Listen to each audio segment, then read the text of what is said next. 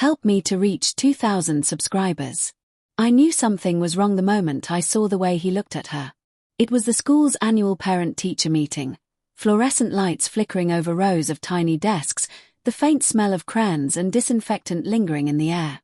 My wife, Sarah, stood beside me, her hair neatly pinned, her perfume familiar and steady. But when the teacher introduced the new assistant, Mr. Lewis, her expression changed, just for a split second. A flicker of panic, recognition, and guilt flashed in her eyes before she forced a smile. And he smiled back. The kind of smile two people share when there's history, intimate history. I didn't know his name until the teacher said it, but I'd seen him before. Not in person, but in photos, on Sarah's phone, in the background of her school events she helped organize. At the time, I thought nothing of it. He was just another teacher. But now, as they stood across the classroom from me, avoiding each other's eyes too deliberately, I felt the air thicken. I didn't say anything. Not yet. The meeting went on. Mr. Lewis talked about group learning and student confidence. Sarah nodded along, too quickly, her cheeks flushed. I watched her hands, she was twisting her wedding ring, a nervous habit she hadn't shown in years.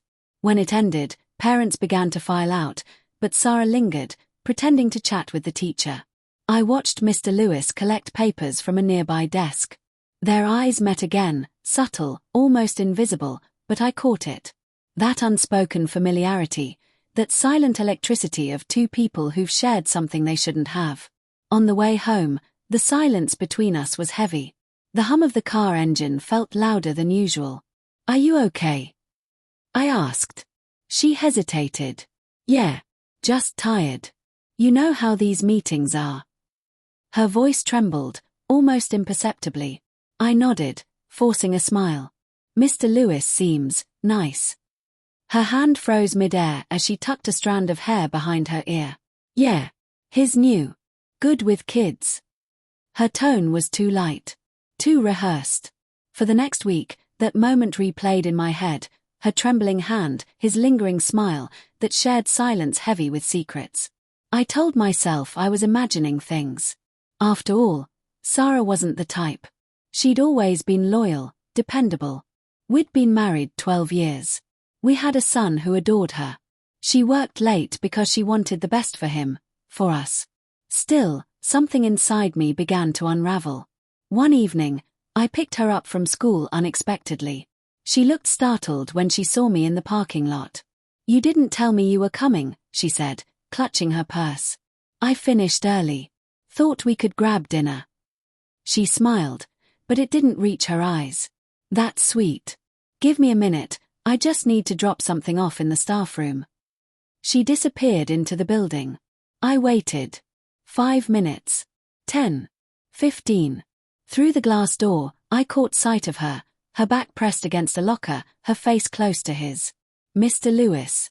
His hand brushed against her arm, a touch that lingered far too long to be innocent. My chest tightened. I couldn't move. Couldn't breathe. The fluorescent light flickered again, and in that half-second flash, I saw her whisper something soft, familiar, intimate. I left before she saw me. That night, she came home later than usual, her lipstick slightly faded, hair a little messier than it had been that morning. She kissed our son goodnight and slid into bed beside me like nothing had changed. But everything had. 4 days, I said nothing. I watched her lie, watched her fabricate late meetings and extra grading sessions. I even helped her pack lunch for those evenings. I smiled. Played along. Because part of me wanted to believe I was wrong. That maybe I'd misunderstood what I'd seen. But deep down, I already knew. The breaking point came a week later.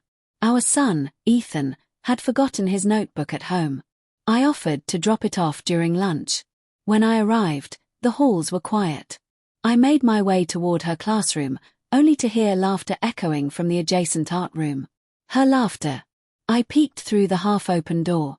Sarah was sitting on a table, legs crossed, while Mr. Lewis stood close, too close. They weren't touching, but the intimacy was suffocating.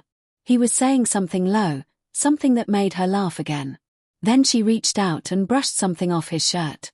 A tender, automatic gesture. I dropped the notebook. The sound startled them both. James. Her face went pale. I didn't say a word. I turned and walked away. She caught up to me in the hallway. Wait. It's not what it looks like. Then tell me what it is, I said, my voice steady but trembling underneath. She opened her mouth, then closed it again.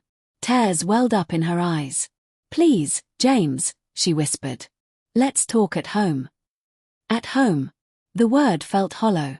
That night, after Ethan fell asleep, we sat across from each other in the living room. The clock ticked between us like a countdown. She confessed. Slowly. Painfully. It started 6 months ago, she said. After one of the school's fundraising events. She'd been drinking. She said she felt invisible, that I'd been distant, always working, always tired. He listened. He made her feel seen. One thing led to another. And then it became a habit. Meetings. Messages. Weekends disguised as school trips. Each word was a blade. I wanted to scream. To break something. To hate her. But all I could do was stare at the woman I thought I knew, wondering how many times she'd looked me in the eye and lied. I ended it, she said. Before the meeting. I swear, it's over. Then why did you look at him like that? I asked quietly. She looked away, her tears spilling. Because I still feel guilty. Because I ruined everything. The house was silent. Our son's drawings hung on the fridge, family portraits with smiling faces. None of them real anymore. She begged for forgiveness. I said nothing. Forgiveness felt like a foreign language.